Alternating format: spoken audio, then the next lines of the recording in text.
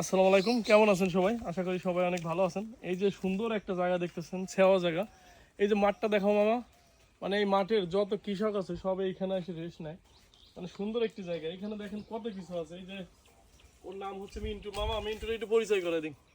ওর নাম হচ্ছে মিন্টু। ও খুবই শান্তশিষ্ট একটা প্রাণী। এই যে দেখেন আমি শরীরে হাত দিতেছি, তারপরেও কিছু করতেছে না। তারপর আছে হচ্ছে ছাগল। মানে এখানে মোটামুটি সবাই রেস্ট নিতেছে। আর আছে এই যে কিছু পোলাপান, ওরা হচ্ছে লিচু খাইতে আইছে, লিচু পাড়তেছে গাছ থেকে। মানে খুব শান্তির একটা জায়গা। মানে মোটামুটি মাটি ও মানুষের একটা গল্প বলতে পারেন। দেখেন এই যে ছাগল কুকুর সব একসঙ্গে, কেউ কাউকে আক্রমণ করতেছে না, সবাই একসঙ্গে খেলা করতেছে, খাওয়া দাওয়া করতেছে, রেস্ট নিতেছে। মানে মোটামুটি ভালো একটা পরিবেশ। এই যে এইখানে দেখেন, মানে সুন্দর একটা পরিবেশ।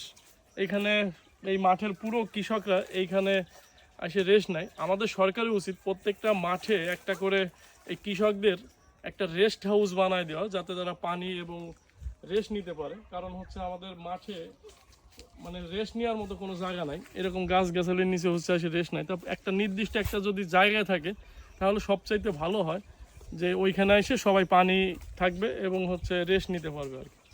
ধন্যবাদ সবাই।